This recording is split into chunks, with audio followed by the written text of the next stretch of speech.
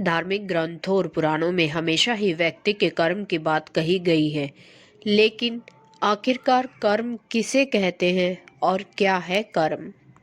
गीता में नित्य कर्म, नैमित कर्म, काम्य कर्म, निष्काम्य कर्म, संचित कर्म, निषिद्ध कर्म आदि अनेक प्रकार के कर्मों के बारे में बताया गया है।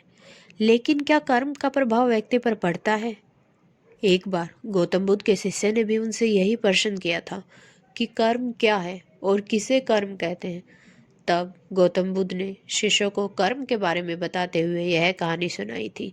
आप भी सुनिए कर्म से जुड़ी गौतम बुद्ध की कहानी।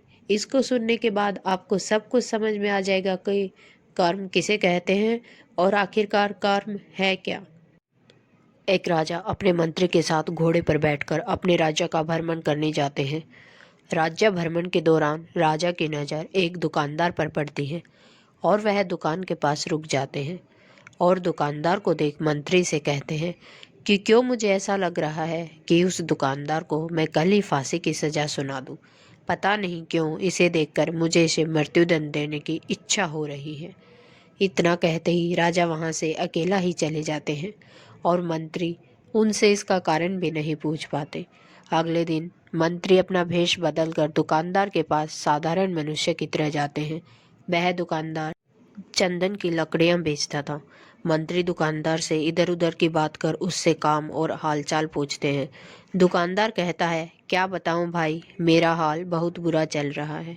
लोग मेरी दुकान पर आते हैं, मेरी चंदन की लकड़ियों को सूंघते हैं, प्रशंसा भी बहुत करते हैं, लेकिन कोई खरीदता नहीं है।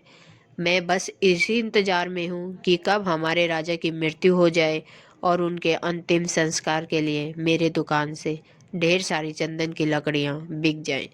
दुकानदार से इतना सुनते ही मंत्री को सारी बातें समझ में आने लगी। वह समझ गए कि आखिर क्यों राजा के मन में इस दुकानदार के प्रति नकारात्मक विचार थे। मंत्री ने दुकानदार की बात सुनकर उससे थोड़ी चंदन की लकड़ियाँ खरीद ली। लकड़ियों की बिक्री से दुकानदार भी खुश हो गया और तुरंत मंत्री को लकड़ियां दे दी। राजा के पास पहुंचकर मंत्री ने उनसे कहा कि आप जिस दुकानदार को मृत्युदंड देने की सोच रहे थे, उसने आपके लिए भेंट स्वरूप चंदन की लकड़ियां भेजी हैं। यह सुनते ही राजा खुश हो गए और सोचने लगे कि बेवजह मैं उस बेचारे दुकानदार के बारे में बुरा सोच रहा था। राजा ने मंत्री से चंदन की लकड़ियां लेकर सूंघी, जिससे बहुत ही अच्छी सुगंध आ रही थी। राजा दुकानदार की लकड़ियों से खुश होकर उसके लिए कुछ सोने के सिक्के भिजवाता है। अगले दिन मंत्री दुकानदार के पास जाकर कहते हैं कि ये सिक्का तुम्हें राजा ने भेंट स्वरूप दिया है। दुकानदार सोने के सिक्के पाकर खुश हो जाता है और मन में सोचता है कि मैं कितना गलत था जो राजा की मृत्यु के बारे में सोचता था। वह तो कितने दयालु हैं। गौतम बुद्ध कहानी को समाप्त करते हुए शिष्य से कहते हैं कि हमारे काम, हमारी भावनाएं और हमारे विचार ही कर्म है।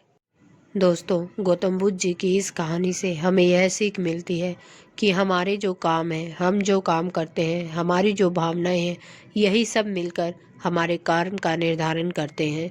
हमारे जो विचार हैं वही बाद में चल के हमारे कर्म का निर्धारण तय करती हैं। तो दोस्तों बताइए, आपको कैसी लगी गौतम बुद्ध की ये कहानी? कर्म क्या है और कर्म किसे कहते हैं? अगर आपको ये मेरी कहानी पसंद आई है तो इस कहानी को ज़्यादा से ज़्यादा लाइक और शेयर करके मेरा मनोबल बढ़ाइए और आगे भी ऐसी शिक्षाप्रद कहानियाँ, लाइफ चेंजिंग स्टोरीज सुनने के लिए आप मेरे इस चैनल को सब्सक्राइब कीजिए। कल फिर मिलते हैं इसी समय पर एक नई कहानी के साथ। तब तक अपना ध्यान रखिएगा।